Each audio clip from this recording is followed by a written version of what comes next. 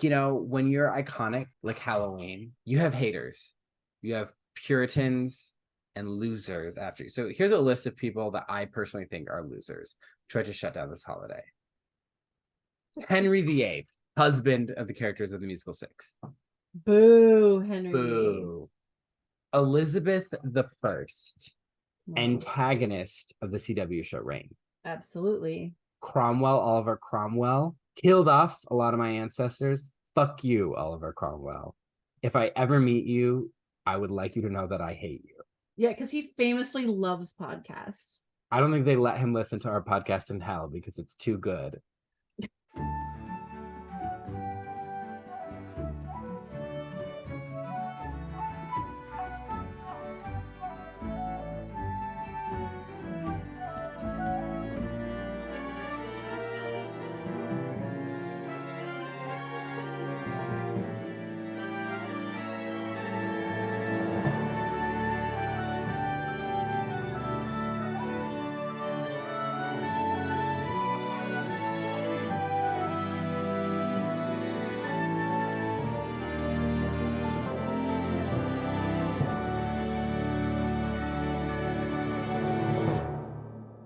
I told Lyle Yeah. that this is going to be a short episode. We'll be, In and we're out. going to do it for an hour, and then we'll be done. That hour is coming up in 4 minutes. We talked that whole time without hitting record. Yeah, not about the topic. Now we hit record. This is what happens when we don't have guests. When it's just me and Hannah. And because I feel like, I know it hasn't been that long since we've been recording, but like, I don't know, sometimes it feels like I need to catch up. I need to talk about what's going on with you. And I went to Boston where we met. And so a lot of like talking about what we did there, the people we met, drinking wine, lots of wine, having feuds, Hannah being like the first person in our program that like they're like, okay, meet people, and I was like, hi, I'm gonna like I like picked her out, we're gonna talk, and then you're like, we just clicked from day one. We were like, hi, I'm Hannah. Hi, I'm Cullen. Where are you from? I'm from Michigan. Oh my god, I'm from Ohio. Oh my god, that's crazy. Oh yeah, I work in admissions. Oh my god, I was a tour guide. What? Wow. So many years ago. 7 years ago. Was this 2016? Yeah. So that is 11 years after Chicken Little. Oh my god. Oh, I hate how time it goes by. Yeah. How many eras has Taylor Swift been through since? I know it's Reputation, 4? then Lover, then Evermore, then Folklore, then Evermore, then Midnights, and that's not counting the re-records. 5. Yeah. That's crazy. Well, welcome back to Not My Fantasy, the podcast where we talk about media and how folklore and fantasy and imagination relate to our lives today. How do you like that tagline? I'm Cullen. And I'm Hannah. And we have theme music. We do have theme music. That was I do like that. Yeah. That tagline. I feel like we're getting closer and closer to what will be the Welcome Back to Glee Boot, the show where we get drunk and talk about rebooting Glee one episode at a time, which I'm pretty sure happened randomly one day, and we're like, that's so good. Yeah, that was, so we're getting close. I think that was like at least season 3. It was not early on. I don't. Yeah, it was deep into the pod. Yeah. So we'll get there one day where it's just like it's gonna roll off the tongue. What are we talking about today, Cullen? We're talking about a holiday. Okay. Yeah, a holiday. We love a holiday special here. Love a holiday special. Yeah, and we're talking about Halloween. It's fall, y'all. I have fall kitties on my Tumblr. I'm wearing what does it say? Here for the booze or something? More booze, please. Too old. Oh, it says too old for this sheet on the bottom. Cute. Yeah. Too old for this sheet. Yeah. Love that. Did you get that in Boston? No. Oh. I did go to Salem. I got Alyssa's Christmas present, so I can't say it Oh. on the air in case she listens. But Alyssa is one of those people that like I'll just be like, you know, some people are hard to buy for, but I'll be like shopping and I'll see it and I'm like, Alyssa, you know, it's just I'm like, Yes. I know. Yeah. And then yeah, went to Boston, went to Salem, which is like it was Halloween time. It was all about witches. Uh, what a weirdly branded city. Did you go to the House of Seven Gables? Yeah, but it's $30 to do a tour, so I didn't, which I think happened the Oh, last time I went to the House of Seven Gables. I was like, $30. I feel like that's more expensive. Maybe I went on a day when it was half off. Anyway, Yeah. this is the House of Seven Gables. That's where I am Oh my today. I'm in gosh. the attic. So if you've never seen the House of Seven Gables, you wouldn't have recognized this. That's why I put it up. I was like, oh, he just went to Salem. Maybe he went. But this Oh, is it. You get a little tour.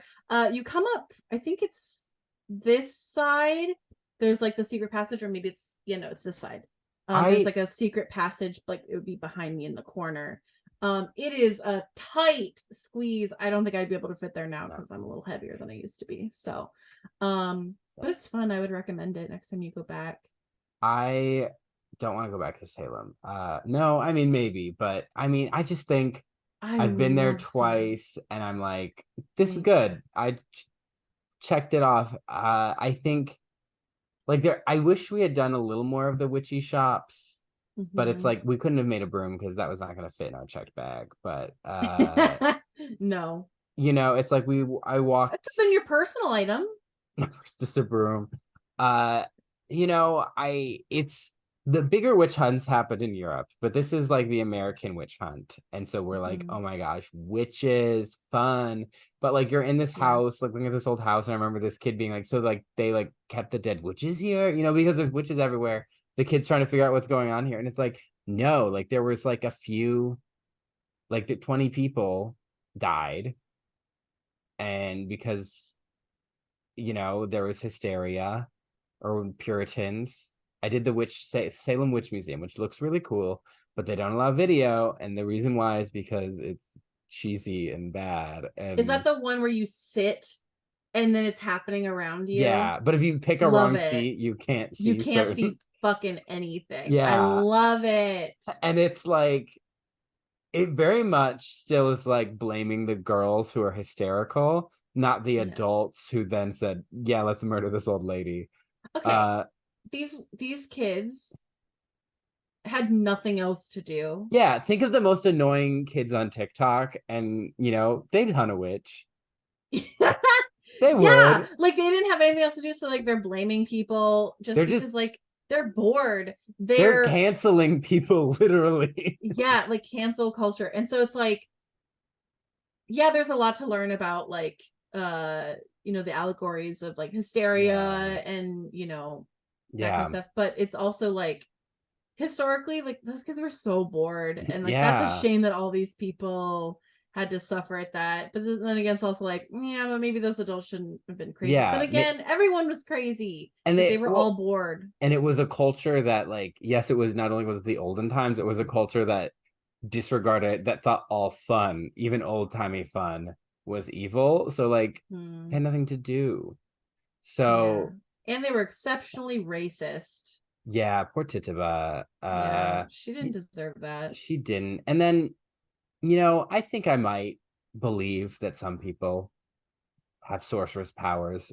from the Dark Lord. I'm sure that's happened. I believe anything's possible. I believe most people were not actually witches that were executed for witchcraft. I don't think Salem had a single one, you know. No.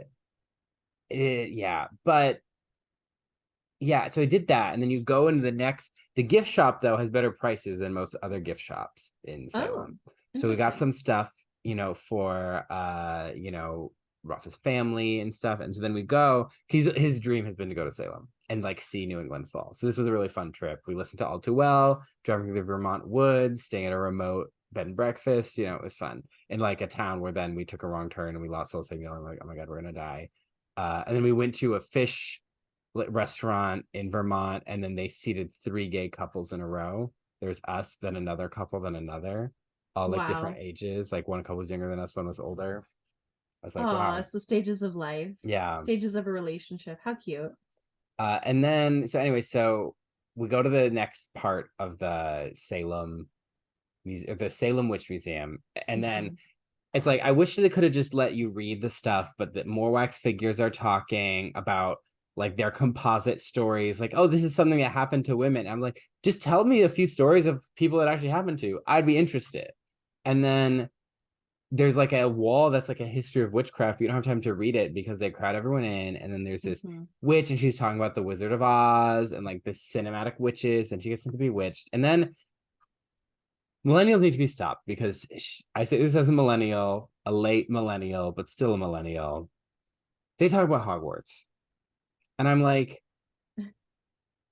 you're the Green Witch. Like, you're not going to talk about Wicked, but you're going to talk about Hogwarts? Oh, well, that's weird. I didn't really. Yeah. And they're like, I can be the heroine of Hogwarts. I'm like, actually, Hogwarts had a hero. Hogwarts had a male lead. The wizard has a very different history than the witch. So I'm just saying that. And J.K. Rowling has a very interesting relationship with women and femininity. So yeah. And then so there's this history about like witches. I'm like, oh, I'd love to be learning about like how people thought of witches and like that's cool. And then they had these people talking, they're like, oh, we're Wiccans. And I'm like, Wiccans are like a very small, very like it's a certain religious group in a large group of modern witches and pagans. And so it's kind of weird that they got this. I was just like, no one did any research. No one planned this. Yeah, apparently I picked the wrong one because people said the Witch Dungeon is the one to go to. I think that one has live actors. If it's the one I'm remembering, like you go into like, it's like a little theater and they do that. And then you do the tour with them. Yeah, they like reenact one of the trials, I think it is. I've been to Salem quite a few times. I went with my mom. I went with my cousin Heather. I brought my friends Hannah's Kevin and witch. Melissa. If you look at our art, if you look at our art, you know this. That's true. And I also went by myself a couple times. I went to the museum, the art museum that's there. Oh, they were saying I should have gone to that, but it was closed that day we were there. But oh, that's a bummer because it is a really cool museum. It's big. Yeah. It's really big. Well worth it. Yeah, like I loved Salem so much. I did a ghost tour in Plymouth. The first time I went to Salem was in March with Liz, friend of the podcast, Two Towers, and another friend also named Liz. And they were confusing. They knew each other, but they weren't friends, but they both were visiting me at the same time. So we went to Salem together. Cullen, Liz, and Liz. Yeah. We went out the night before, so we're all hungover in Salem. And then we went to we dropped Liz, not friend of the pod. Well, she's not an enemy of the pod either. She hasn't been on the show. But Liz Iwanski, lovely woman, dropped her off at the airport. Then we went to Plymouth, saw Plymouth Rock, which is just a rock. And then we did this ghost tour, and it was just me and Liz. We were in this shop full of like dolls and shit. It was like that shop in the Warrens, you know. And then this woman is like very into it. She has an assistant. They have the equipment, and they're like, okay, stand here, like this ghost like man, but she's like, oh, you don't have a beard, like she's more into bearded men, and like this whole thing, like, and all her personal stories with ghosts. She was a true believer. And it was like, I know some ghost tours are kind of fun, almost like theatrical.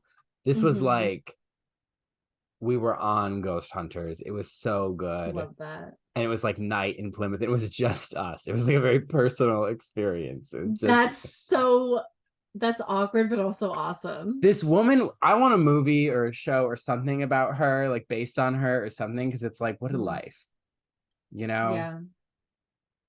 Proud of her. I Hope love she's doing that. well. We salute her. Yeah. But yeah, so we did Salem and Vermont, New Hampshire, Albany, and then we hung out in Boston, saw some old professors, saw, where me and Hannah met, saw old colleagues and stuff. So yeah, I've been a little scattered because I was out of town. And I was in Mexico earlier, as you know, if you Yeah, listen. not So even that it's long like, ago. yeah, I need my routine, baby. And this is part of that, getting back in the routine. Except we're Mm-hmm. releasing this earlier than when we normally do because we're putting it out on a Halloween. Yeah. And So you were in Florida, right? I was in Florida. It's too hot. Don't go there. I mean, it wasn't that bad. It could have been worse. We went for a wedding, and the wedding was lovely. And I mean, honestly, it was actually beautiful. I cried as soon as I saw the Oh, brides. Like instantly when I saw it, just instant tears.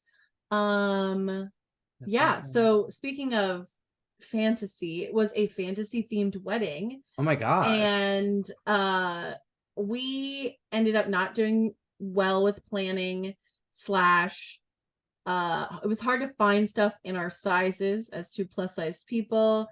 Also Mm-hmm. because we had no idea what we're doing, we weren't trusting online sellers. We were like, I don't know, this could be garbage Yeah, or it could be it's happened to quality. me. I can't tell. uh and things that would get there on time and in our budget, it was tough. So we wore like just kind of like regular Mm-hmm. fancy clothes and elf ears, but Uh, it was cute. you're from like the uh Onward universe. I just said Yeah. I literally was like, we're time traveling elves, Yeah. It's fine. But it was wonderful. And we also got to see my family that's down there and saw my boyfriend's family that was down there.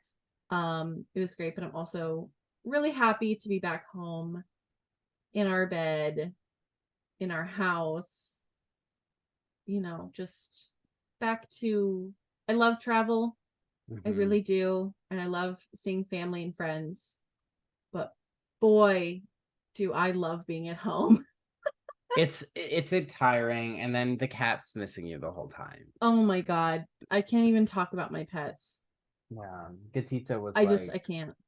yeah, Does she sleeping just on the hang out at couch. the apartment the whole time? Yeah, but like my aunt and my cousin, come visit her, Yeah. you know. Nice. So, but she's just lying on her bed, as in the couch, just like all cozy. Yeah, the whole house is Her the bed, cats. yeah. I just So, live here. yep, you pay for the roof to be over her head. That's why I work. Yeah. Duh. So yeah, let's talk about Halloween. I did a presentation in grad school on Halloween, for my job in Res Life. I can't find this old presentation though. Maybe it's a Prezi. I really don't know where it is, but because they're making my coworker Cecilia, they're like, "Can you talk about Dia de los Muertos? Like, here you go. Like, talk about it." And I was kind of like, we can't really, like, it's a little weird to be like, perform your culture for us. So, which Mhm. she is this beautiful Christmas angel. She's one of the smartest people I know. She's like in translation. She was like Mhm. translating beautiful poems and stuff. And then I did this like Halloween thing that they called a roast, where I just like was super goofy. And is it great, one of the greatest achievements of my life, and it's lost. But everyone really laughed, and so I was proud of myself. But here's what I say about holidays. Whatever you read on the internet about the origin of it is probably wrong. Probably wrong. It's fake. It's fake news. It's Triggered. it's Christian propaganda. It's anti-Christian propaganda. Both are wrong. I mean, not just for being propaganda, but like just factually the things they're saying, probably incorrect. Probably from like the 1800s, like some poorly researched anthropology book, and someone's like, "Here we go," and you're like, "This man did not cite a single source. He was just British and was like, I know this, and Mhm. literally, I will see those ideas circulate on Facebook, the hellscape of the internet, constantly. One of the hellscapes of the internet, let's be Yeah." clear. Yeah, so I just want to tell them that like this is from a book by an idiot from 18 something. Hmm. This person probably didn't know how to wipe his own ass. I was going to talk about it later on the pod, but one of the things I'm doing for Halloween is we got both of the pets. We finally found somewhat matching collars and also matching collars for the holidays, but Halloween collars for the dog and the cat. They both have little bow ties. With Sid's has a little skull, and then Levi's is a pumpkin, and they glow in the dark, and it's very fun. But Sid's staring at our snake. Anyway, continue. Yeah. So let's kind of outline. All right. So Halloween. Let's talk about our personal history with Halloween before we get into the history of Halloween. I think that's yeah, let's do that. I mean, your history is behind you. Is behind me. This is the Hall of Fame. I love Halloween. You know, I'm a gay, it's in our DNA. But I come from a pro Halloween family, and I grew up homeschooled, right? We talked about this, I think, in like a very Oh, have we talked about on this podcast? I don't know. It's like in a very, and we have only talked about very Catholic, very, conservative, traditional. But so we were in the trenches. My family, I had pro Halloween parents, and people were coming at us at all sides, being like, Halloween is bad. And they had to like fight and defend it. So I'm a Halloween supporter, from birth, because my dad was like, it's a great way for kids to like know their neighbors and learn that they're not scary by trick-or-treating, in a safe way. You're out with your parents, and it's fun, and ultimately is a very Christian, a lot of its origin,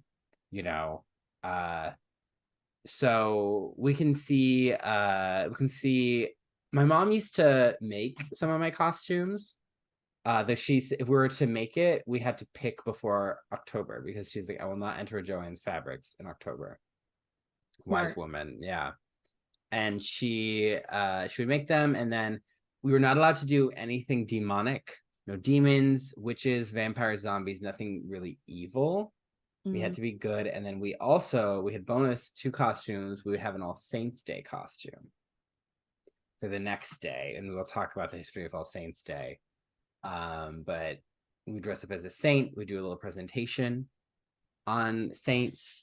I was Saint Tarcissus one year. I got to talk about being a child being beaten up in the streets of Rome. That was fun. A lot of violence, and I learned from my sibling that among a lot of the girls, there was like a hierarchy because they used to rag on Kate a lot for like picking virgin martyrs, which is like an archetype in Catholicism of like a young girl who is rejecting advances of a man. And so then she gets murdered, and they say it's about religion. But, looking at history is probably just because a girl said no to a man. And I appreciate that the early Christians were like, good for her for saying no. She's one of God's favorites. I love that. But anyways, there was and so some girls would be like, oh, I was a saint with a husband who I converted. Like, you're so innocent. You're always a virgin martyr. So I'm like, well, you're 12. So I hope that you're all virgins. That might be a hot take, but I do think that children should be educated about sex, but children should allow to be children and not have to have it. Yeah, that's why it's very weird to hear about that. The boys didn't have that hierarchy. Yeah. But everyone wanted to be Saint Sebastian because he's a patron saint of sports. He's also the patron saint of homoeroticism, though. So, yeah, they didn't mention that in the reports.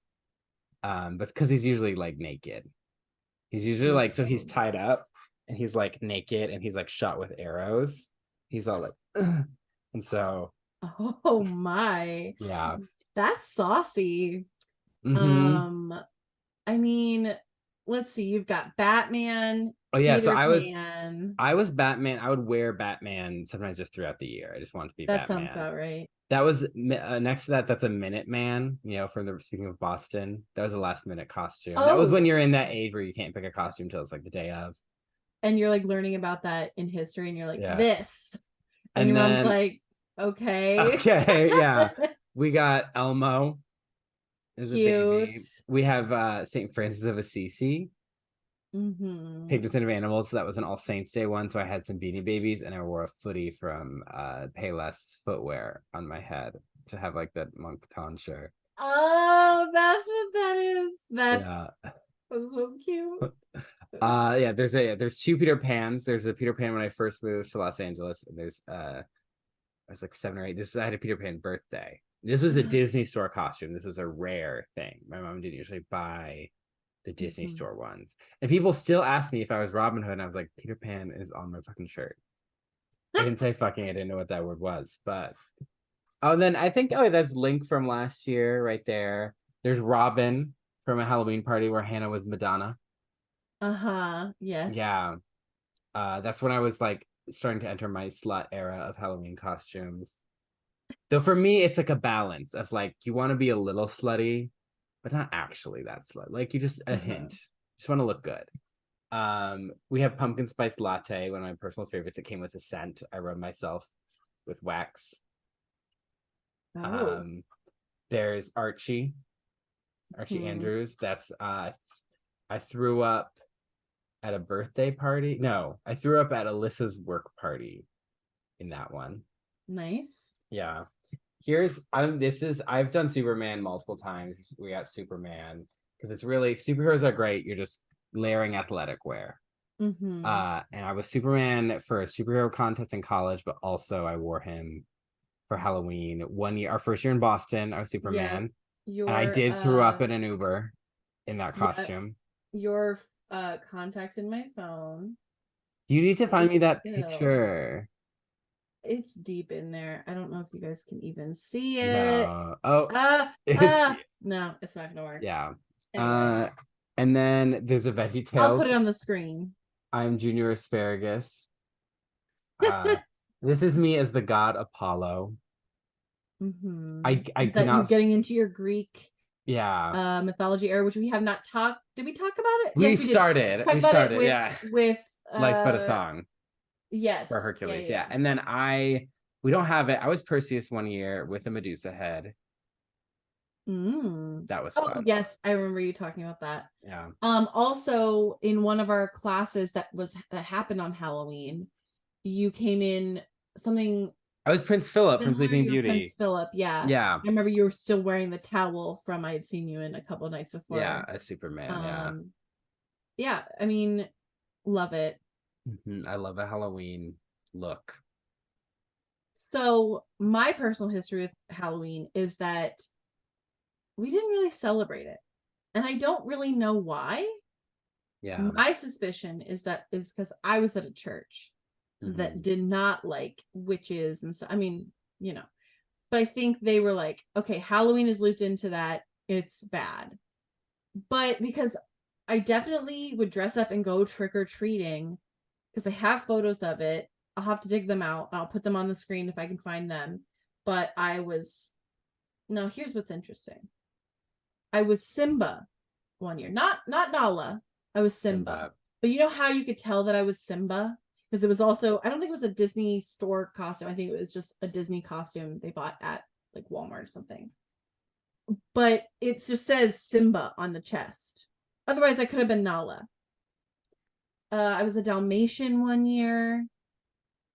That's all I can really remember because there was a point where I don't think I got dressed up in Halloween costumes and went trick-or-treating.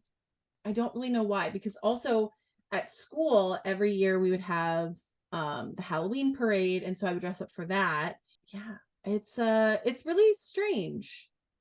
And so I think, we'll talk about it in a little bit, but that's why I don't really have many feelings about Halloween. And I'm in a relationship with someone whose family very much loves Halloween. When we were there, they had spiders and spider webs and ghosts hanging outside, and they were starting to decorate for the inside because they were going to have a Halloween party. Yeah, didn't really celebrate it. I have had my house has been decorated since Labor Day weekend. That's mainly September. mainly That's because of early September. mainly because of my husband. I mean, I still love Halloween. He loves Halloween, and we have a whole Mm-hmm. closet of seasonal decor. Most of it's Halloween decor. Mm-hmm. And so I make him wait till Labor Day. But that's like early That's September. early September. Yes. Oh, I love that. Yeah. So yeah, we have singing skeleton bridal couple. I mean, I went trick-or-treating in high school. I remember being a hippie, and that was the year my friend tripped and went through someone's screen door. Give me your candy. And then one year I was Zack Attack from the movie Sky High. Uh-huh. And I was trick-or-treating with my friend's younger siblings. Okay. And my friends. I wasn't just with I was children. like, uh-huh. But it's like the excuse was, okay, we're taking the little kids. Yeah. There are probably more older kids than little kids, but and then I don't remember. I didn't go trick-or-treating my senior year. I was depressed that Halloween because it was during my musical, and I was slightly unpopular because making people go to rehearsal and do shit. And so my friends had a party I was not invited to. But then after the musical came out and it was a huge hit, at my Christmas, my holiday season was booked and busy. My grad party was a big grad party, so it taught me a lot about popularity. And that popular. If you work hard and work your ass off and give people something fun to do, that will make you popular. Popularity is fickle. Very fickle. But Halloween, yeah, I'm a fan. Hannah's neutral. Yeah. I would You want to were that's the thing. I want to like Halloween. Yeah. I was thinking about your Methodist roots while I was in Boston because I was explaining to Rafa the difference between Boston College and Boston University. Oh, yeah. And that neither of them are public universities. Yep. Both very private, very Which expensive. threw me off because I definitely didn't know that when I applied to Boston University. But explaining that like Boston University was founded by Methodists. And then I was thinking like, oh my gosh, Hannah's people. And I was like, was I taking the place that should have been for another Methodist by going to BU instead of Boston College? Yes, you did. Underrepresented group Methodist. Yeah, very underrepresented. That's really funny. I actually didn't know about the founded by Methodists thing. They always say Methodist abolitionists because they're trying to because MLK went there, so they're trying to be like, we're progressive. Right. Yeah. Interesting. Yeah. But for those who don't know, Boston College, Catholic. I guess should have gone there though. Let's talk about Halloween. Finally. It's if you're a whore, and we've been talking about it, but we're talking about the lore of it. If you're a lore whore. Hannah, where does Halloween come from? Okay, well, we always do this when it's just us. You always put me on the spot and I have the thing up. But yeah, you have all the research. I mean, I barely looked at it. I learned today in the car because we went to the grocery store to get stuff for dinner, and Lyle was like, "Oh, we need to carve a turnip." I was like, "Why would we carve turnips?"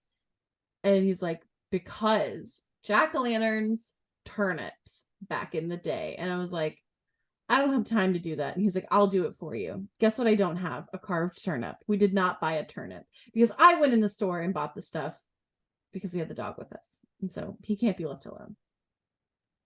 Anyway, so Halloween comes from turnips. Yes. From VeggieTales. They invented from VeggieTales. The Christian origins of Halloween. So there's a Celtic holiday. Oh, those Celts. We love to appropriate their culture and come up with new meanings for it because Celts are a very wide ethnic group. I know it's very much now associated with Ireland specifically, but that includes Scottish people, the Welsh, Cornish, like most of Britain pre-collapse of the Roman Empire. And then France, the Gauls, they had the Gaul to be Celtic. So it's a pretty wide ethnic group. But so why did that get me? but there's they had a holiday. They had this concept called the Wheel of the Year, which again, it's hard because so much of it gets not appropriate, but like is used in modern pagan practice. And so there's the modern use of it and there's the traditional use of it, because religion and beliefs evolve, especially if there's a reconstructive aspect. Some forms of paganism are called reconstructive because they're trying to reconstruct accurately, what traditions people had pre-Christianization. And other times people are more like eclectic, or they're more like they're not interested in the historicity. But anyway, so the Wheel of the Year, and it was like these festivals, and one of them that fell at the like darkest period of autumn is it's spelled like Samhain, but Samhain. I think a character in the show Supernatural, based on an 1800s idiot who did a translation where he said this was the Lord of the Dead. Samhain was the Lord of the Dead. He's the only person to ever say that. Most people, even his lifetime, were like, where the fuck did he get that? What?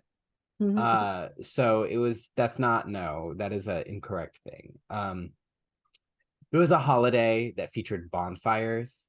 And so it was a harvest day. You would harvest, you'd celebrate on the bonfire, you'd eat, you'd drink, and the veil between the supernatural, the living, and the dead was thinner. The fae would be about. And so carving turnips, and putting scary faces, you could scare away evil spirits, sneaky fae, or dead people that just didn't like you. And it was like, but you also wanted to invite your dead loved ones. We talked last year about Dia de los Muertos. And so, it's kind of a similar energy going on. In the New World, they got pumpkins, jack-o'-lanterns. So that's that. So I've been reading. I was also Lady of the Library, if you've heard of that YouTube channel, very smart lady, does some researchy things, great to listen to. So I've listened to her. I spent a life learning about this stuff because I love debunking annoying holiday myths. Because everyone's like, how can we ruin this holiday? I feel like I think that's what gets me about either leftist, Christian, whatever kind of discussions on holidays is it's always like, let's take the fun out of life. And I'm like, go fuck yourself. Oh my God. Let people enjoy something. But I've also been reading a book I got from my husband because he asked for it, but he doesn't like to read books, called Trick or Treat, A History of Halloween by Lisa Morton. And so that's where I'm getting some of this information. I haven't finished it. I'm right now in Trick or Treat in the New World, that section. But a lot of it lines up with stuff I've learned before, but like is enlightening. It's a very good, interesting read. I'm learning more. So we love to learn. But All Saints Day, we talking about that? That's November 1st. That's part of a Triduum. We Catholics love a Triduum. They call it like Holy Good Thursday, Friday, and Holy Thursday, Good Friday, Easter. That's a Triduum. So All Saints Day, when have you heard of the Pantheon in Italy, in Rome? The pantheon of like gods? Yeah, so it was a temple called the Pantheon. It was to all the gods. Yes. All of them. And the Pope was like, I think we're done here with this. And so they reconsecrated it as the Church of like all the saints, of Our Lady of All the Saints. And that was on May 13th. So they're like, that's All Saints Day. This is going to be a big holiday. We're into this. But then, you had Samhain, this big harvest day, a day of festivities, a day of, prayer, a day of paying off debts, of meting out punishments, of, just kind of like clearing the slate before the winter, and they're like, okay, people are into this. This makes sense. Let's keep this. So they move All Saints Day, to November 1st. So then we get the eve of All Hallows, Halloween. And many churches would be called All Saints, All Souls, or All Hallows. So like instead of like Saint Mary, Saint Apollonia, it's like All Hallows, all the saints. And so you get All Hallows Eve, Halloween. The day after becomes All Souls Day. This is you're praying for the souls of your loved ones. And that kind of turns into unofficial triduum of you have All Saints Day, we're celebrating those in heaven. All Souls Day, those in purgatory. And the day before, the people in hell should get a day. They've been through a lot. So that's kind of a folk custom there. So it's classic, it's typical, just a combining of traditions. And before we get on our little Dan Brownie horses, that's just how life works. People combine things, religions evolve. People are trying to have a good time. Medieval peasants got 150 days off. Jealous. So then there was the tradition of souling or soul cakes, where the poor or children would beg for cakes in exchange for like praying for your loved ones. Like, I'll pray for your grandma. Can you give me a little cake? I'm a kid or I'm hungry, And then that kind of evolved into, because they had specifically like soul cakes, which were kind of like a fruit cake in that like there's one old lady who kept one for like 80 years. It was recorded. So they they're these tiny little like currant cakes or like kind of nutty flavored. And then there was guising, which was a similar tradition, but you were in costume and you were putting on a show. So not a prayer, a show, a treat, maybe a magic trick, So we see the evolution, we see it happening. We see the Darwinism of this holiday. And then, are you aware that Natalie Portman was bald in a movie once? Yeah. Yeah, that's V for Vendetta. Remember the 5th of November. Guy Fawkes Day. So this, England, the musical Six is happening. So like Protestantism it's happening happens. IRL in that time. Yeah. So then things get Protestant, and then Mary Queen of Scots' descendants are running the throne, and they're either being closet Catholics or anti-Catholic, and there's still a Catholic presence in England that's upset about being oppressed, and so they are like, we're gonna blow up Parliament.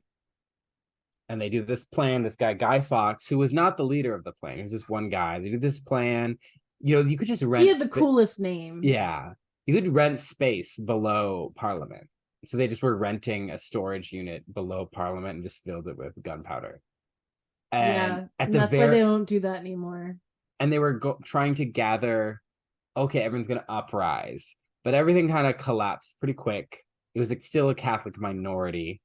It was not. The country had been Protestant for like a few generations at that point, so it was not, and then they didn't blow anything up.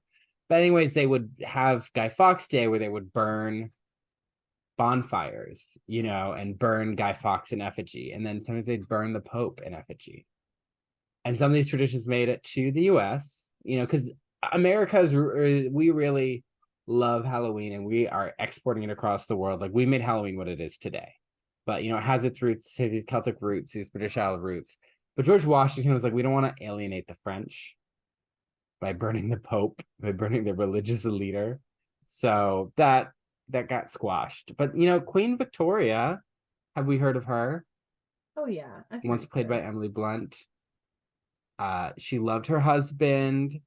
She made white wedding dresses a thing. She made Christmas trees a thing. Oh, I didn't know that one. He was an influencer. And she started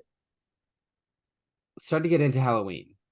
Especially, it was like a way to be cool with Scottish people because they liked it. So they'd go out and the Scottish people would be lighting candles and bonfires and hooting and hollering and stuff. And she'd be like, ooh, culture. And everyone's like, Halloween. So Halloween becomes trendy. And then that comes to the US because the US is having this influx of immigrants, but they're also we have an emerging middle class. Before Ann Coulter was writing books about Obama killing the middle class was emerging.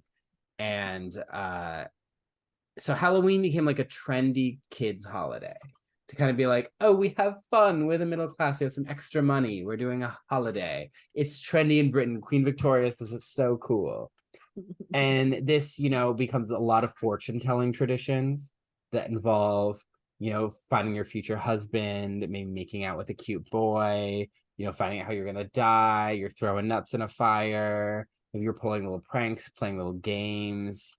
It just kind of becomes like a Disney Channel kind of special event kind of like day. When Americans are really into it, New Orleans is kind of doing its own thing because they have the French influence. So for them, it's like All Saints Day and All Souls Day are big, and people are hanging out in their kind of a special above ground cemeteries. They're having picnics with their loved ones. Not last week, a couple weeks ago, Casey was talking about that tradition in like Filipino culture. And that, in a lot of, Catholic cultures became like, okay, we go, we pray for the dead, we honor the dead. And so that's part of, that's kind of combining with, you have these Catholic immigrants, you have that happening from Scotland, from Ireland, and that's combining with like this trendy English stuff. So then it becomes a day for pranks. And teenage boys are doing little pranks. They're stealing people's wheelbarrows and reassembling them on their roofs, like doing weird shit. And then this vandalism starts to grow. It starts to cause problems, especially in the Great Depression. People are like, this is too much. In the University of Michigan, medical students stole a decapitated body from the medical center. Shout out to my friend Raj who went there. I don't know if he was around when that happened. And so like the pranks are getting too much, and people are like, oh, we'll make our houses creepy and scary. We'll make them look haunted so they don't prank us. Especially because these pranks were often targeted towards families that had daughters that didn't want to let the daughters hang out with the boys. Interesting. So it's giving like John Travolta in Grease. Okay. But this is way before that. So it's like just very like just pranks, and the pranks are getting out of hand. So they're like, we need something for these people to do. So then they're like costume parties.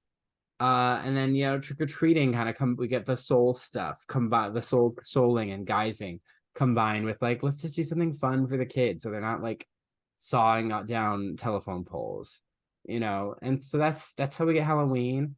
And we really took it up and started exporting it. I feel like, and this is in recent years, I feel like in our lifetime, I feel like Halloween has gotten bigger across the world and in the US. I feel like Halloween used to be a little more of just kind of a side, like Halloween was a kid's holiday, or only a little more popular than like a Valentine's Day.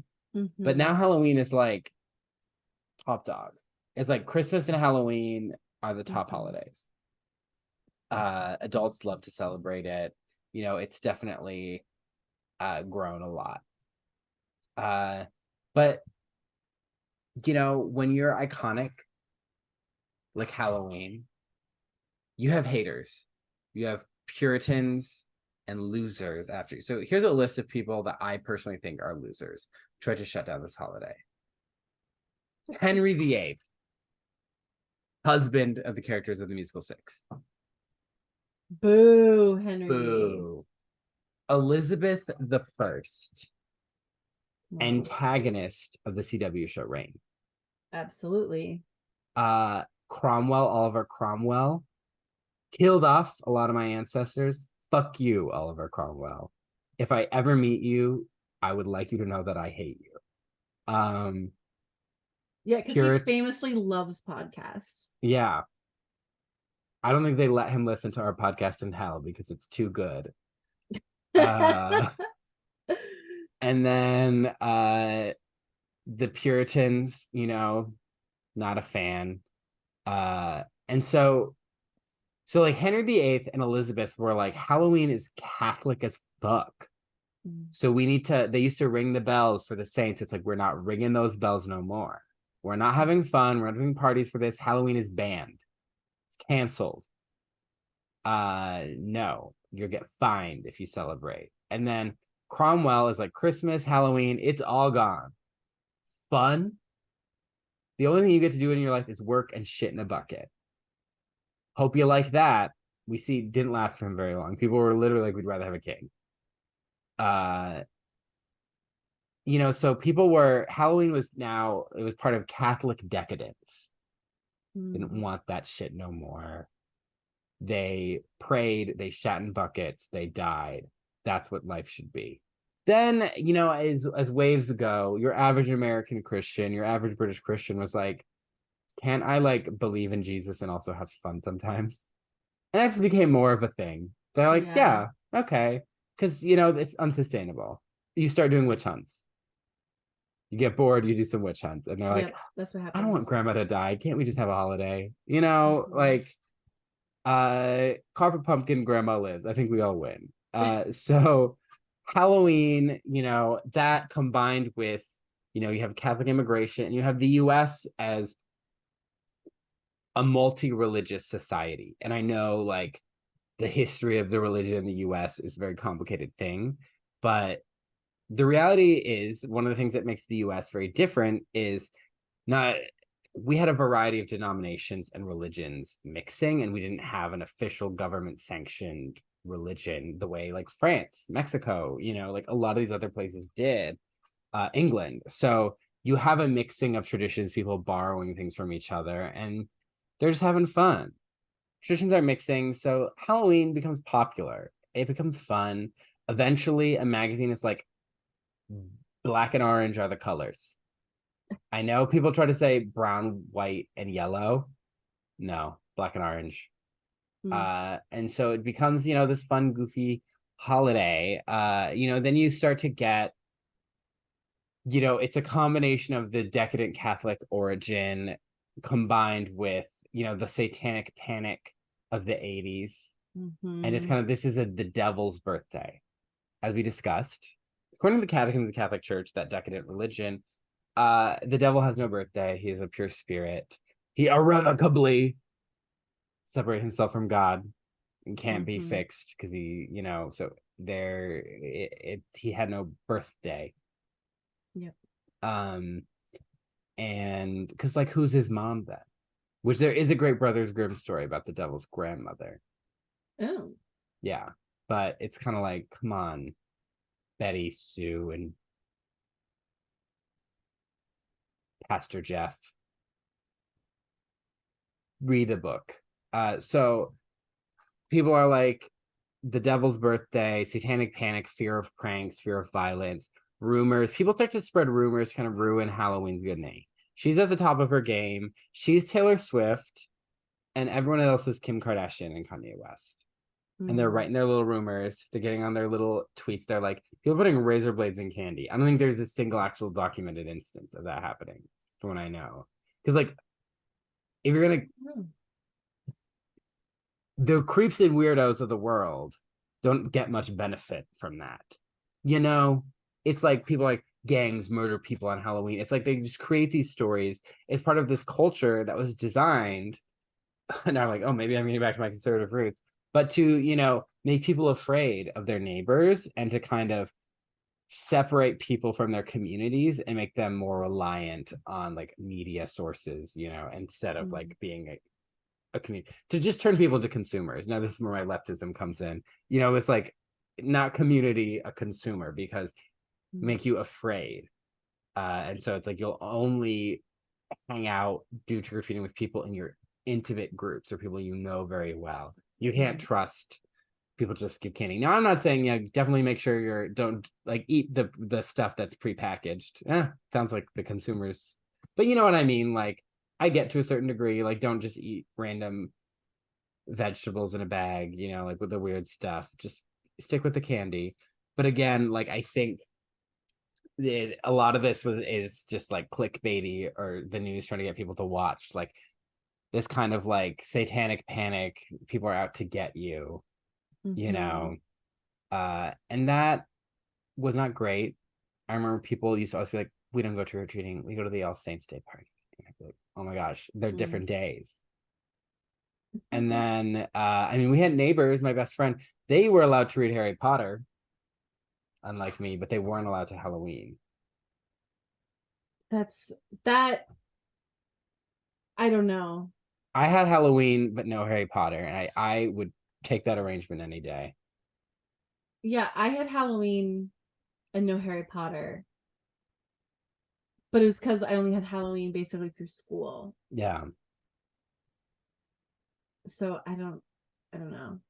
But yeah, like that whole thing of like making people scared is to isolate them so that they become more reliant not only on like certain media sources, you know, that are telling them this stuff, and but also to get them more reliant on uh, uh their spiritual leaders Yeah, who their are churches, their manipulating groups. them. Yeah. Like it's isolating them from their community who may not be going to the same church. It's like only commune with your church kind of Yeah. thing, Everyone which is else is dangerous. evil and out to get you. And Yeah, my parents were like, no, the guy down the street, he gives out king size candy bars. He's we're not evil and going to out to his get house. you. Yeah. Like a 30 If second anything, interaction isn't taking you to hell. if if uh if his intent is to, make you get cavities so you pay more at the dentist because he's a dentist, like, yeah, okay, that's Mhm. tricky, but that's probably not the shtick. I love that was what your parents believed in, that like it's a good safe way to get kids not afraid of the neighbors and to like connect with their community.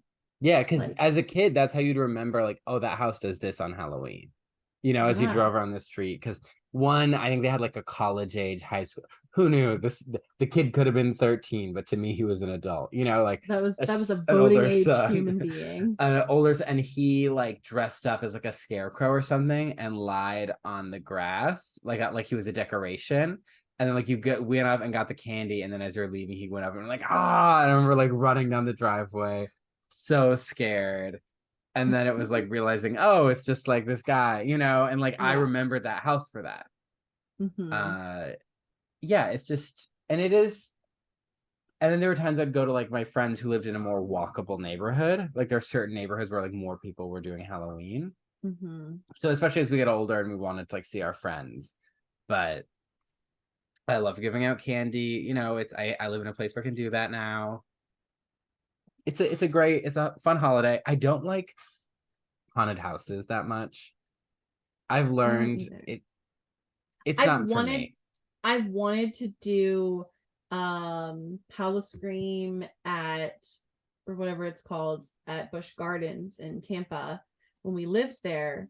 But we ended up not getting tickets. It was actually literally like the October before COVID. I was gonna go with some friends, and we ended up not being able to. We ended up just not getting tickets and going. Um, and I'm kind of glad that we didn't go, because the more I think about it, the more I'm like, I would not do well in that situation. I've played Phasmophobia. I don't do well. I just sit there and scream. Okay. Yeah. So I don't know how I would be in like the physical environment. Like that's just the virtual computer It's environment. just someone's getting in your face, and then I get in there and I'm like, how soon can I get out? And then I also like I see the decapitated head or whatever that's a decoration. I'm like, how'd that person get there? What happened to I them? Yeah, I remember you being like, well, I start to wonder about the story of the environment. And I'm like, you can't get distracted. You gotta go. You gotta get out. Yeah. But I'm like, did this person love their mother? Like I'm like thinking about all this. Like, because I mean, I watched Mindhunter. Moms are a big part of this, Mm. especially according to that lady who said Vladimir Putin, if I was your mother, uh but then It's speaking of cringe. which, I did watch this year, Funny Fridays did a video on hell houses, which Uh-huh. are Christian responses to Halloween. Did you ever That go to one? No, That's interesting. because so even though because in America the Christian denominations were bouncing off each other, right? And so even though because of the Protestant we don't like Halloween, that rubbed off on some Catholicism, right? And so there were some anti-Halloween Catholics, even though the Pope's exorcist said it was okay. Um, the like it's just not a part of Catholic culture at all. Like it's just not a thing we do. And because we Yes. have already, if you are looking for an alternative, we have All Saints Day, right? Which is like you're dressing up as a saint, you're celebrating the saints and the angels, like a very positive focused Yes. thing. So it's just the idea of a hell house is just not because we have our guilt and our religious I was just gonna say thing just that. built in. The We have fear, Lent. We have watching Jesus like be yes. tortured. Like you don't need to. Yeah. Yes. That imagery is more prevalent in a Catholic church than it is in Methodist, Yeah. Presbyterian churches. Like it's just not as prevalent. Like we have like a peaceful Jesus in church. But I also think like the fear that is built into Catholicism is about guilt, going to confession. Like you have that I used to go outlet. like Like once that's a built, week. Yeah. that's built in. And you But have like Saint Agatha is holding her boobs on a plate because they cut those off. Like you have Saint Bartholomew holding his skin that was ripped off of him. right, like the gore is just kind the of gore part is of the there. aesthetic. The Methodists did not revel in the gore unless it was specifically related to reminding you that you are a horrible sinner. If you don't have Jesus, you're going to die. And it's about, and it's also like a culture war thing. Yeah. Because as you'll talk about with the health houses, is that they put on these stories of normal people. Usually it's younger kids, usually it's like teenagers, young adults having sex before marriage and or getting pregnant, getting an abortion, doing drugs, drinking, driving. No alcohol or drugs involved, just driving and getting into an accident, being gay, and then you get gay, AIDS, then like botched abortions, yeah, domestic violence. And yes. And so you have that, it's a walk-through play, and there are scenes of like you're in hell with these people, you're hearing them suffer, be tortured, you're seeing demons like mock them. It's pretty horrific. It's wild. And the thing is that like these are put on by churches. Most of them are, the ones that I went to were put on by churches. Yes, that's right, listeners, I went to a couple of these. You did? Oh my gosh. But the shtick did you participate? Were you ever a performer? No. You just attended? They would just be local things and we would drive to them. I think I went to at least 2 when I was probably younger, and then maybe when I was like 11 or 12. So maybe like, oh my gosh, 8, 9, 10, or maybe 11, 12. Because I stopped going you were to watching church and hell stuff at like that. Yes. Wow. I think I was like maybe 10. Oh my god. Maybe 10. And that's the thing, is they want to scare you. Yeah. And I am the target demographic for those kinds of things, because I'm a goody two shoes. Yeah. I follow the rules. I don't want to die like that. And so like I was, very influenced by that. Yeah. But the shtick, and this is something that maybe it's just not very common. Maybe it was just with the one that I remember going to. But because Funny Fridays didn't really mention this, but after you're done with it, the whole point is to convince you that you need to be saved by Jesus, and that, the people that are running this are from the church. You can go and, give your life to Jesus, get baptized, whatever, like get all that stuff going. Hopefully they do it right. Yeah. Hopefully they do it right. Otherwise, but I remember sitting in a circle of other kids, and they gave us a paper with like questions, basically like a survey. And they like asked us basically like, how have we sinned? And like, I was young.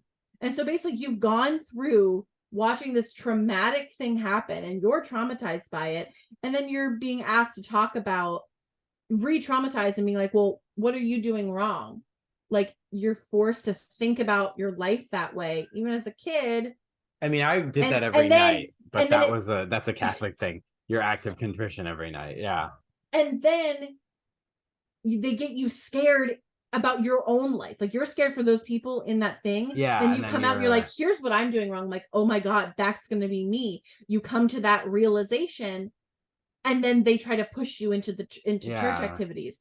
They basically are scaring you into doing that stuff. And that's manipulative. Yeah. But very effective haunted houses. Yeah. I feel like but like a very offensive. different They can vibe be than wildly a offensive. while from what I saw, insanely offensive. Yeah. Very, I was like, wow, this makes Dante's Mine, Inferno look like the nothing. the one Look I like so remember, chill. the one I remember going to was, I think these kids were partying and they left the party and they got in a car accident. And the one girl or the one person who like hadn't drank, I think was there like as a DD or something.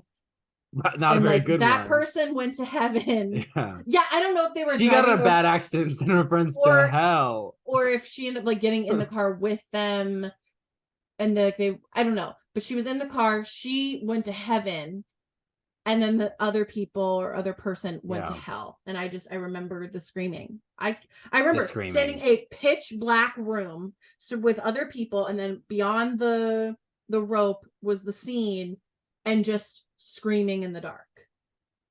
Oh I my God. remember that. Like I would be. Oh my gosh. I can't like specifically conjure it, but like I remember that feeling. I know, like, yeah, Yeah. it's traumatizing. Because I mean, let's talk about it. So one of my core memories of the concept of hell is we had these videos. They'd be like saint videos. This was on Our Lady of Fatima, which is these three Portuguese shepherd children who the Virgin Mary appeared to and would like talk to them about stuff. Okay. And she was always telling them to pray and fast to save the world from Russia. This was in World War One, maybe. No, it was like I think the kids movie left out the evils of Russia, but it was talking about like which I don't know, like I that's very interesting. This apparition is very because that's like a term for when Mary appears, an apparition. Mm. It's very popular with people who love a conspiracy theory, but they're like secret promises and all this stuff. But like her whole thing was like just pray for people so that like I want like Jesus is sad, but I want people to go to heaven. So like pray for them so they can go to heaven. Like so that's the general message. But at one point she shows them hell. And it was a cartoon. It was just like it was very I mean, if you're gonna do hell in a kids movie, relatively tasteful in that it was just like this kind of fiery thing, and you saw like black silhouettes of people falling and the demons pushing them further into the pit. And it was like a short thing, but that is still, if you mention hell, like no image of Dante's Inferno comes up. It's that image from that cartoon movie. That's so Uh interesting. and it so she yeah, so that was hell. And traumatized is a strong word, but right, that's like my first core memory of like the concept, and that's what sticks with me because usually we weren't shown a lot of imagery of hell. And I knew other Catholics I remember that were like, oh, I think about hell a lot or like more than heaven. And I was like, hell, I realized it's because I was ethically uncomfortable with the concept in some way. Like I didn't think about it a lot because I didn't like the idea that people could go there if they didn't believe the right things, or if they like were gay, or like I'm like, well, like I get or why if they like made a mistake yeah, like that so that isn't inherently evil, like yeah. drinking and driving. Like, I mean, that's bad, but like, I wouldn't say you're an evil person. Like, Yeah. you make a mistake. So Like, it's like this that like I realized I didn't think about it because I didn't like the idea that people could go there because it didn't yeah, line up with like how God had been presented to me and everything isn't that else. interesting? So I realized I didn't think about it because I remember someone saying, "Oh, I think about the demons in hell way more than anything." I was like, I feel like I tend to think about heaven and angels more. That's really interesting. Yeah, because And I, that was like the idea of like, oh, people will be reunited with their loved ones and the people that came before, and like we're all like unified. I was like, that makes sense, but like, yeah, I think the reason why hell houses exist and are effective in the sense of that, like, they're still going, they still happen, is that the prominence of conservative Christianity is more rooted in what these people are trying to get across. Like, it's yeah, yeah, and it's it's I don't want to. I'm not coming after any religious group, and I always say it's like because when I did stuff with like a non-denominational Christian group in college, it was bullshit I wasn't used to. So the things about it, there are things about it that were really nice and really great, and the things about it that were weird really stood out to me. Whereas it took me a lot longer to kind of pick apart things that were weird about Catholic culture because I was used to it, right? I was raised in it, and people say indoctrinated or whatever. It was important to my parents. and it was very important to them, and I appreciate that they shared something with me that was very important to them, and it is very important to me in its own way. Like I value a lot of things about it. They're also weird stuff, but you know, when it's your weird stuff, it's harder to realize. But when I stepped into those circles, like the evangelical-ish circles, I was like, what is this? And so I can look at Hell Houses and be like, what? But also, like, I got that experience of, oh my God, of guilt from watching like Passion of the Christ, you know? Yeah. Yeah. But I think the interesting thing about Hell Houses, so sometimes they are year round, but and some of them are also apocalypse themed or yes, rapture themed. Yeah. But I mean, they can be held like year round. Like it's not necessarily a Halloween thing, but it's basically the alternative to going to a haunted house. You go to a hell house and then you get saved by Jesus in the end. Yeah. Because if you just go to a haunted house, you're still a sinner. Yeah. With no salvation. That's the key. Yeah. Yeah, it's so interesting. So interesting. My first haunted house, I went with my residents in college. When I was in RA, they wanted to go. I was like friends with them, this group of residents. I was like kind of scared, and I went. And we were driving into this area, and I was like, the really scary thing is the institutionalized racism that allowed this neighborhood to be neglected or whatever. And then there you go. But then I think because usually now if I go in with Rafa and I'm like a scaredy, but I feel like I was oddly stoic when I went to that one. I remember holding my resident's hand and like kind of guiding her through it because she was the jumpy one. And there were like a few of us. And I remember walking really fast, but I do remember it was a big one. It was this big popular one, and there was a wide variety of themes. And realizing that like I don't like asylum themed spooky things because I'm like, these poor people. Right. Yeah. I was like, but they're also vampires. If there was a gorilla, there was a school bus, and then there were chainsaws at the end.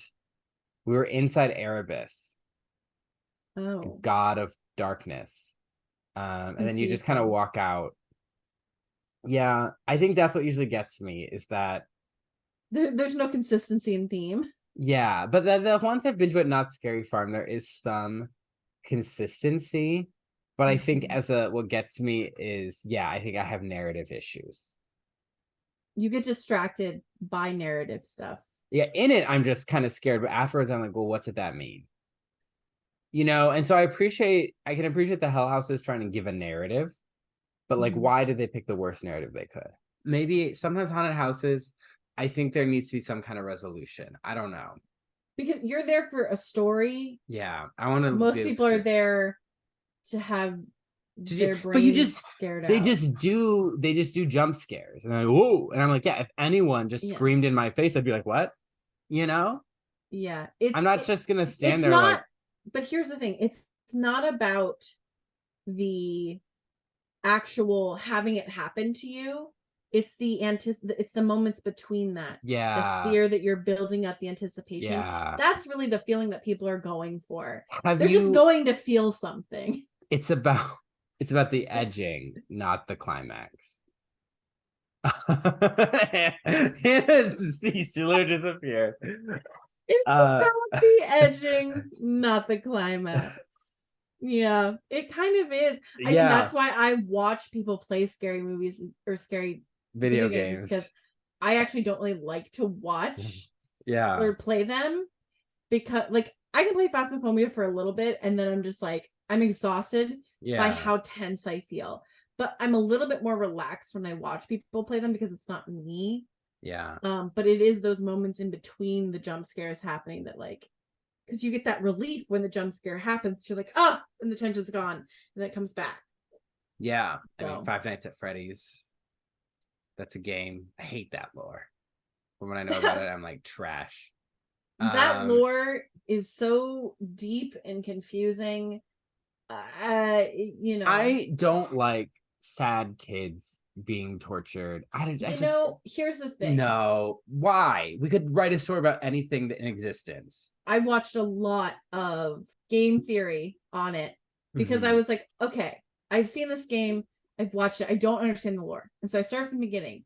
And maybe like the first few episodes he did, I was like, okay, there's something kind of interesting here. Where like there was this like scary murder and like these kids went missing and whatever. And then it gets into like the supernatural stuff where like the kids are, and I was like, I don't know if I'm into that.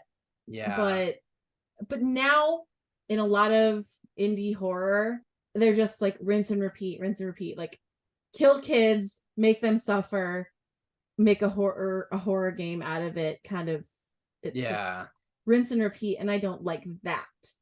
I liked there's something interesting happening, and then everyone started doing something like that, and I'm like, no, it's overkill. What was I talking about? We were talking about rewatch podcasts. Yeah. Once everyone starts doing it, it's like that whole idea loses some of specifically. I was talking specifically with actors who are on the show. Yes. Actors who are on the show being in a rewatch podcast about said show, like that loses its meaning when you have 800 of them. So that's kind of where I lie with FNAF. Hannah, if it's not playing Five Nights at Freddy's, what are you doing to celebrate Halloween this year? Oh my goodness, I'm actually doing a lot of reading. I'm in my reading era. I have a couple suggestions for our listeners. I'm also watching a lot of scary and spooky movies, none of which I will name. But I am doing that. But I have been reading quite a bit more. So I wanted to read like ghosts or like monsters or something Halloween spooky. I don't normally get into like horror or any of that kind of stuff with reading, but I read this book. I disappeared. It's called Shudder by Ramona Emerson. It is about a Navajo woman who is a photographer, but she's a crime scene photographer who can see ghosts. And basically, Jennifer Love Hewitt, who? Seriously though, basically she gets roped into solving this crazy mystery of this one woman's death, and actually a series of murders that are linked, because this ghost is like, you have to do this. Like, this ghost is intense. Very good. It can kind of be a little slow, but give it a chance because the prose is really awesome. The characters are really good, and it actually goes back and forth between present day and the past. So also support Native artists and people of color. That's kind of also my goal with reading, is to read more about people and cultures that are outside my own. Also, I'm reading Loteria, which is based on the game, which is kind of like bingo, but with images instead of numbers and letters. But it's basically a bunch of like micro short stories. It looks like this one is actually an actual short story instead of like a micro story. Most of the stories I've encountered so far are like 1.5 to 2.5 pages. There's some poems, there's some longer stories, and then a novella in here. And basically each of the images in the Loteria game, Cynthia Pelayo has created a story, and they're really good. That sounds cool. Like a little burst of horror is so good. So yeah, definitely check that out. And then also I put on my side table The House of Seven Gables, because you went to Salem, and I was like, I have like 3 or 4 Nathaniel Hawthorne books. Have you read that one? No, I haven't. I've only read The Scarlet Letter. Same. Right? I think that's it. And I have a copy. I do love The Scarlet Letter. I told you that in high school I wrote a play called Jiminy Cricket's Intervention Party, based on a dream my sister had, and it was a lot of like very children's literature characters, and then The Scarlet Letter was one of the characters doing an intervention, and she was basically Britta from Community. So love that. But yeah, I mean, it's gonna take me a while to get to this. But yeah, I figured, it's fall. I really wish I could go to Salem. So yeah, I have the Norton critical edition, so there's also like critiques in here and stuff. But anyway, yeah, I have the House of Seven Gables. So some spooky stuff, some fall stuff that reminds me of fall.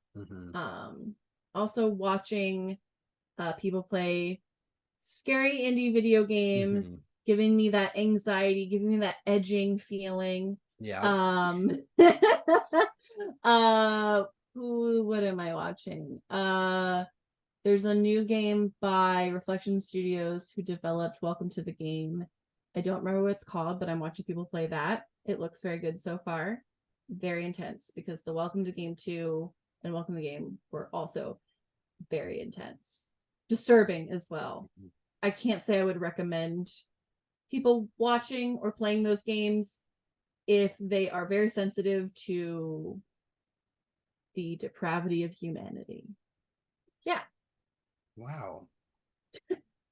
My Halloween is I had my Salem / Boston / Vermont trip, and then I have a lot of parties this Friday, tomorrow, Saturday. That's where you're like, we have to do it tonight. Yeah, exactly. Honestly, I was like, I'm double booked tomorrow. I'm triple booked Saturday.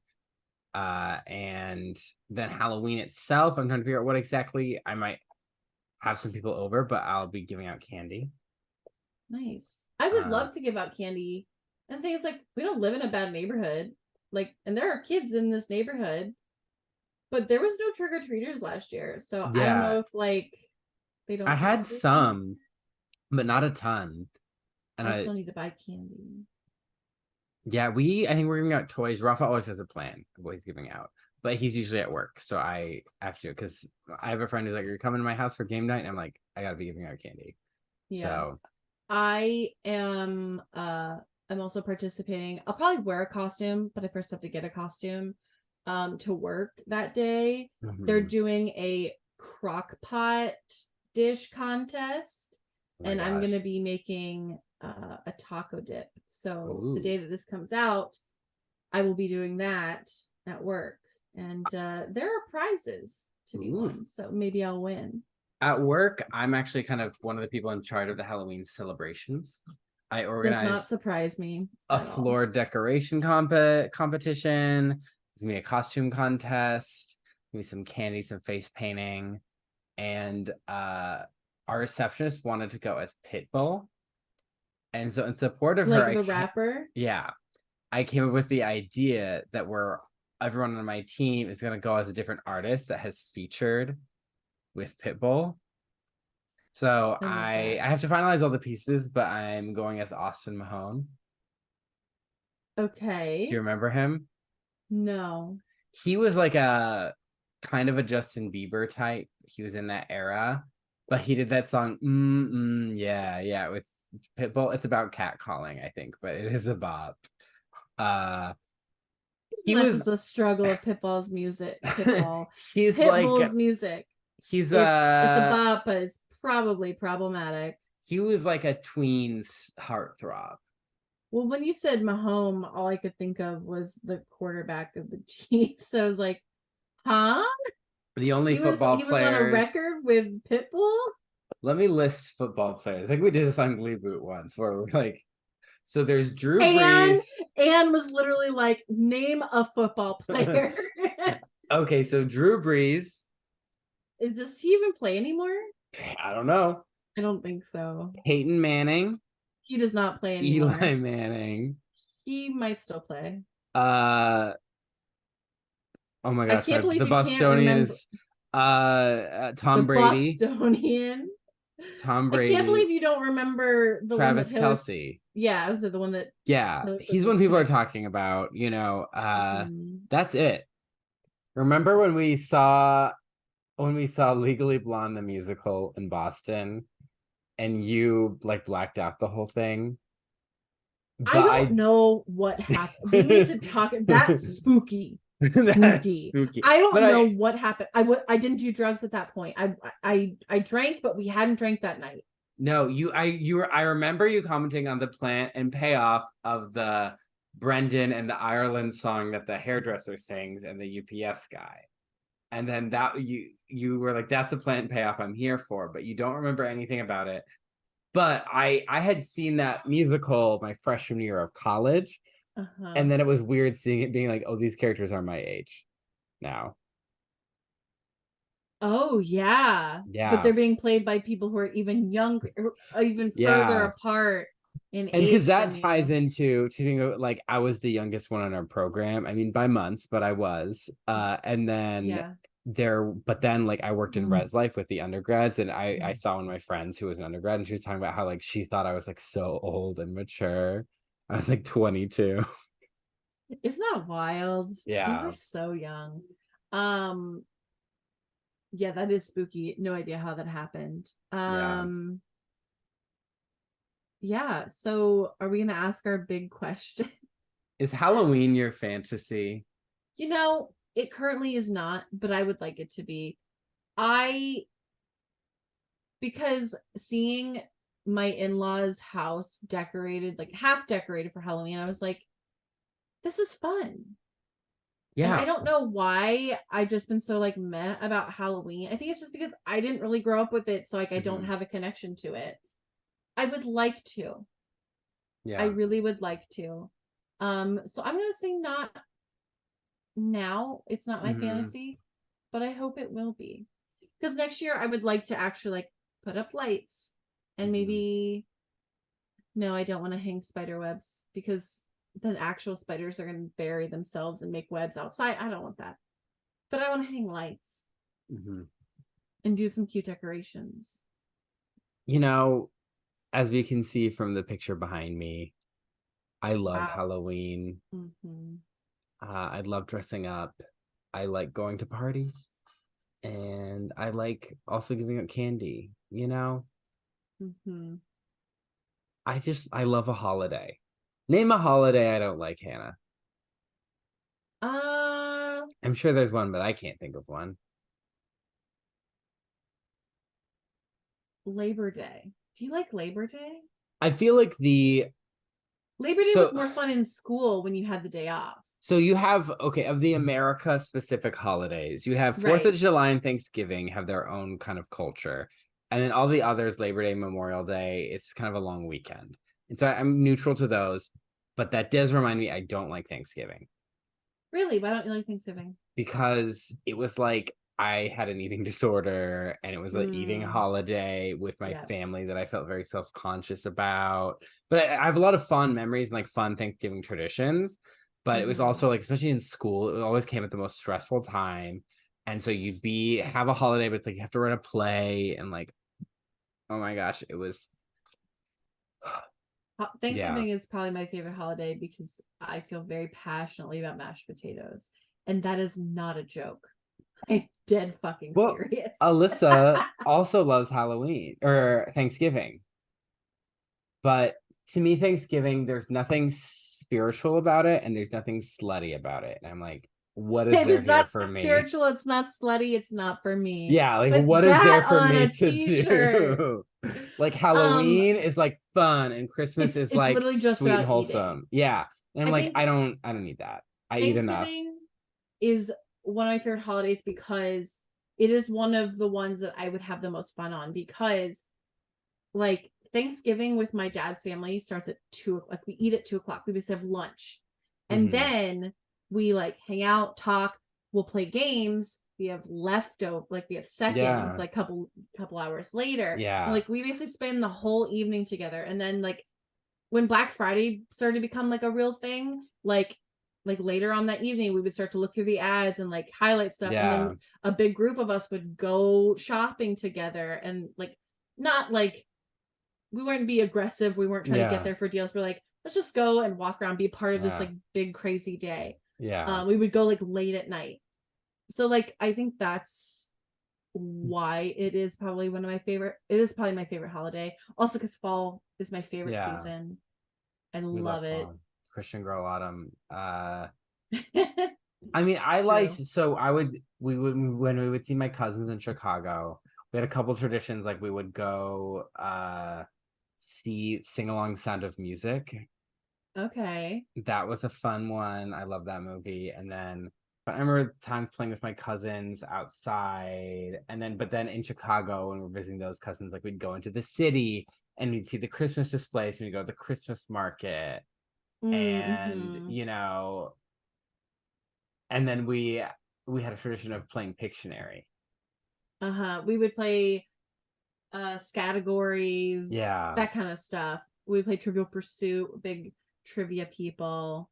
there was a period of time when my family was really into Texas Hold'em, and so sometimes we play Texas Hold'em. That was fun. Yeah, so but Thanksgiving, I spent it alone one year, maybe a couple years. I remember there's a couple times maybe me and Alyssa did have Thanksgiving together, and then in our first year in Boston, I was on call, so it's just like in my dorm, eating dorm food, and I was watching movies for my medieval film in the 50s films set in medieval times project, and I was Snapchatting clips to my friends. I had like a whole Snapchat series. That's crazy. Because I think I hosted Thanksgiving that year, that first You did, year. but I couldn't go because it's too far from campus. Yeah, I remember that. But that was my first time ever cooking a turkey, and it was so good that a couple of our friends literally raved about it for weeks. So yeah, hair flip. But yeah, so Halloween not currently my fantasy, but I would like it to be because it's just fun. Yeah, I think that it's a fun holiday. You can celebrate it in a variety of ways, and I think it's good to kind of, even though I'm not super into like the deathly and ghastly aspects, I think it's good to kind of celebrate, change and mortality. I think we're gonna do an ofrenda this year, like just kind of that, death is a part of life. Yeah. As Bruce Springsteen says, everything dies, baby, that's a fact. Everything that dies someday comes back. Shout out to Bruce, the reason I exist. Because my dad didn't like Bob Seger. And so my mom, being from New England, liked Bruce Springsteen over Bob Seger, so they could be together. Wow. Romantic. Yeah, romantic. So ending on that romantic note, you can follow Not My Fantasy on Instagram and the TikTok at Not My Fantasy Pod. And if you're following us on YouTube and you get to see the House of Seven Gables and my aging process before you in various tights. Hi, hello. A lot of tights. Of tights. I'm not gonna promise that won't be repeated. Hello. Can you smash that like button? Starring Catherine McPhee and Megan Hilty. Smash it. Hit that bell notification. Subscribe. Hit the bell notification so you can find out what's going on with us. Get our content. Comment below with your favorite Halloween tradition and the favorite Halloween costume you've ever done. I like that. And which of my costumes is your favorite, if you want to. Yeah, which Cullen do you like the best? Tag yourself. Tag yourself. Tag yourself. I'm probably baby asparagus or junior asparagus. Junior asparagus. With that, like, I'm not smiling. I'm just like, yeah. Yeah, you're very cool. I love that you're wearing a cap on like your Junior human head. Yes. As opposed to on the vegetable. Yeah, that's terrific, and I love it. But yeah. And then you can follow Cullen on Instagram at Cullen Ever After. Yeah, we swapped today. We swapped. Yeah, tune in next for more content for another episode. At this point, we are releasing on our regular schedule. We are. We just don't really know what's happening. We don't know what it is. We haven't talked about it. We should probably talk about it. But enjoy your spooky season. Be safe. Yes. And don't drink and drive. Don't drink and drive. Even though we said that doesn't make you evil, that's still not a good idea. It's still bad. It's still illegal. You could somebody. You could hurt someone, yourself. Don't do that. Don't do that. DD, Uber, okay? But be safe, be responsible, and be slutty if that's what you're into. Yeah. There you go. So. Oh, and wear a jacket if you're somewhere cold. Don't forget a jacket. Yes, it's going to be kind of meh for your outfit at first. Take the jacket off when you get inside. Have the jacket. Have that. So this Superman costume, when I threw up in that Uber and had to get back into the residence hall where I was a supervisor and needed to wear something to get past security over the vomit. So that jacket, you might need it. so that you can sneak past security with vomit on your shirt. And keep your job. Mm-hmm. Yeah. All right, pals. Happy Halloween. Happy Halloween. See you soon. Bye. Bye.